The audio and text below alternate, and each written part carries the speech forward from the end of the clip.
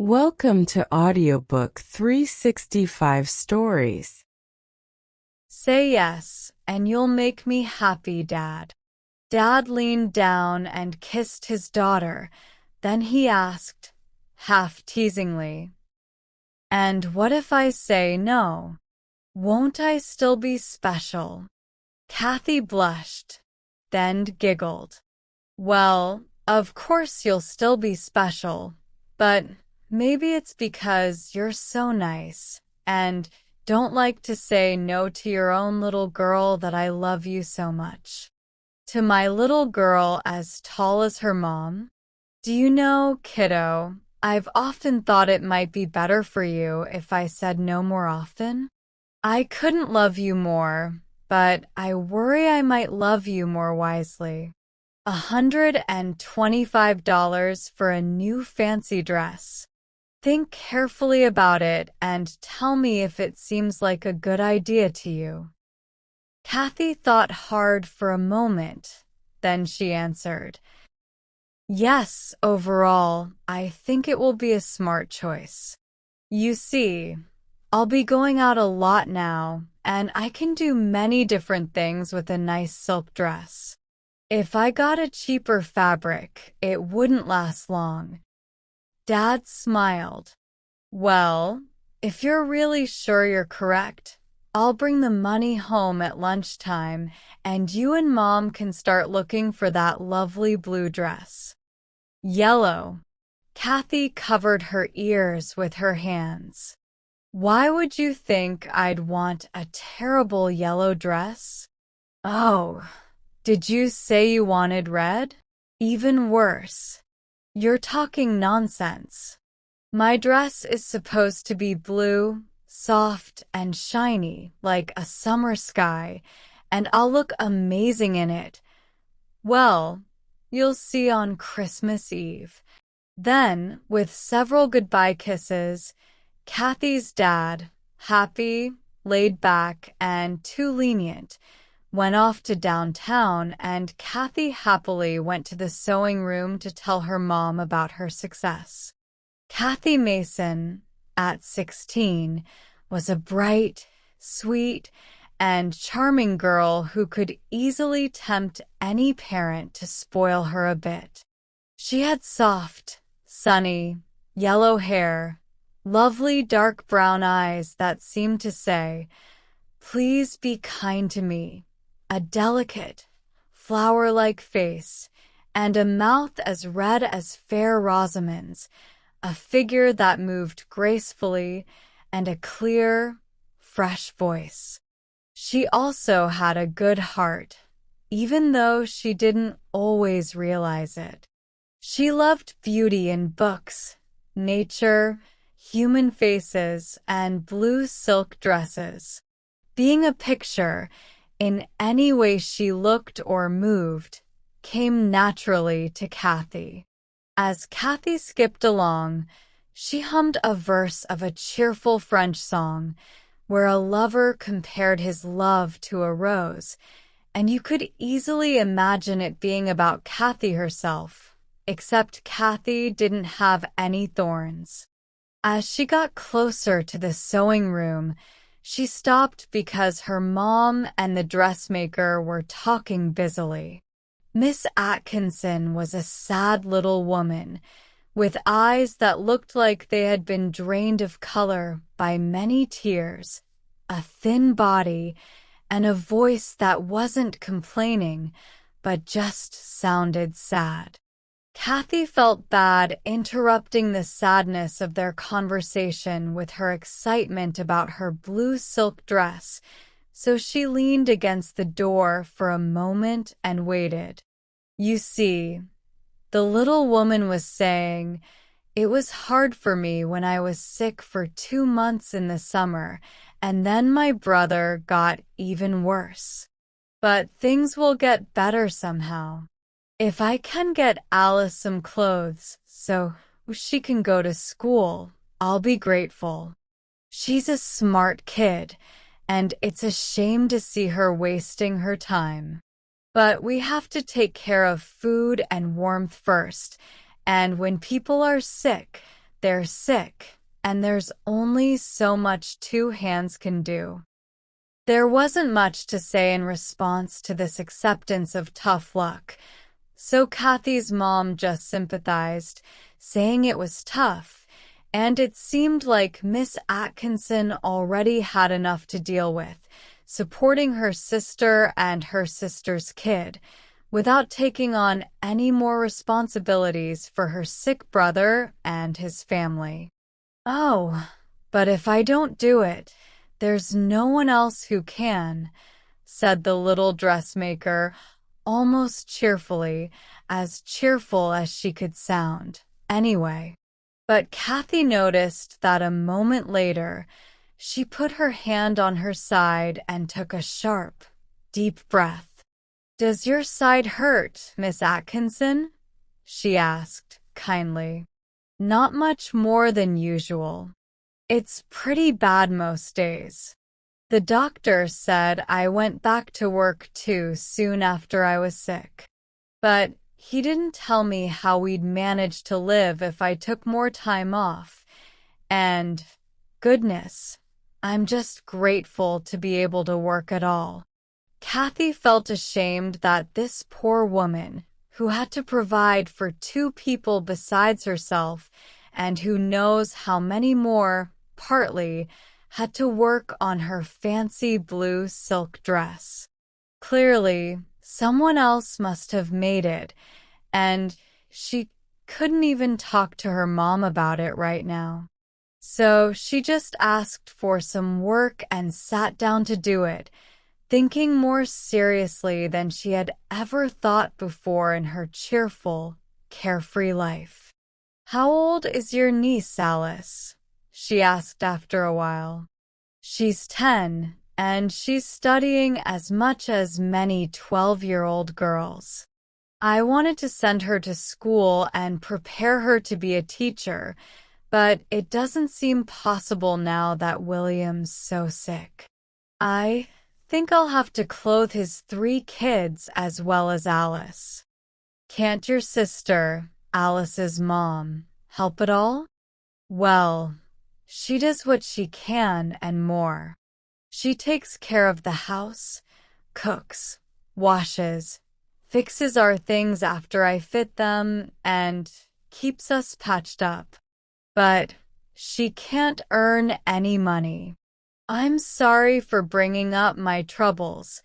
It's against my principles to bother people with them. But I'm a bit nervous today because Alice cried a lot this morning when she didn't have anything to wear to school." When Papa Mason came home for dinner, he took Kathy aside and jokingly showed her the check. It was for $125, and they had 3 weeks until Christmas Eve to make her blue silk dress. While eating her roast beef, Kathy started thinking again. One question kept bothering her.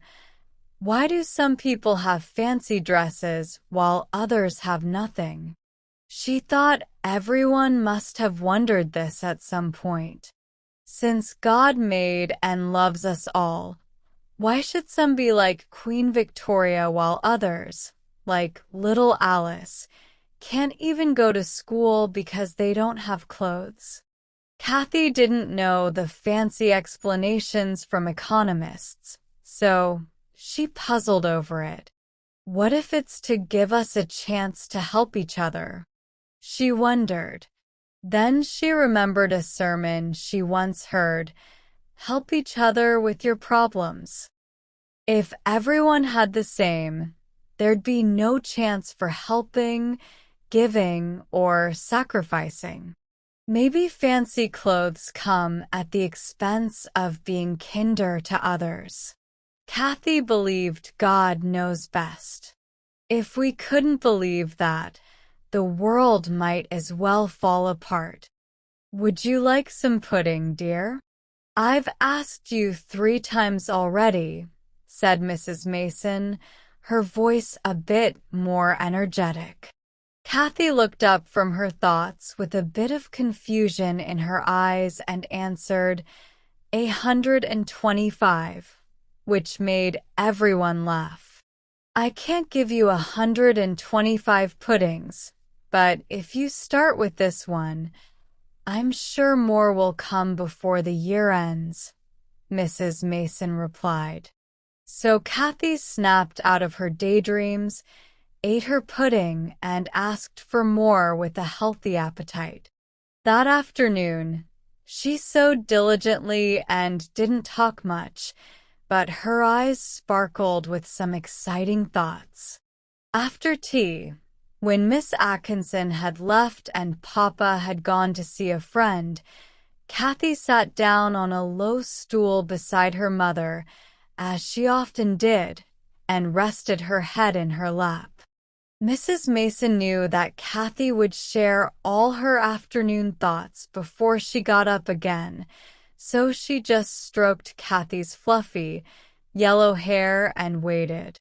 Don't you think, Mom, that Miss Atkinson must be a much better than us? She carries her burdens so patiently. She never seems to complain about how hard she works or that she can't get what she wants. All she worries about is not being able to do what she planned for Alice. Then, after Mrs. Mason gave a brief response, there was silence for a while. Then Kathy burst out impulsively, "Mom, I feel like such a useless person. I've never helped anyone in my life. I've just been a burden on someone else." "You're not a burden at all," Mrs. Mason laughed. "Your father and I have actually enjoyed taking care of you." Kathy lovingly kissed the hand that had been stroking her hair, but she was too serious to laugh. "Well, Mom, you know the rule isn't help each other with your problems, except Kathy. I think it applies to me just like anyone else. I won't feel right until I start helping. I want to help Alice." Kathy was speaking quickly now, her cheeks flushed and her brown eyes shining. "You see, I figured it all out this afternoon. If Miss Atkinson will provide food and shelter, I think I could take care of Alice's clothes until she finishes school and is ready to teach. And don't you think I'll feel better when I'm older, knowing I've done something for someone? It would be easy for me. I could give her my dresses, coats, and hats. We wouldn't need to buy much, just boots, socks, and underwear. And wouldn't that use up a lot of your pocket money? I'm not trying to discourage you, dear. I just want you to think it over carefully. Once you start this, Miss Atkinson and Alice will depend on you, and you can't stop." "Yes, I've thought about it. Didn't you see me figuring it out in my head this afternoon, like a math problem? I think using half of the money Dad gives me for lunches, presents, and other things would be just fine.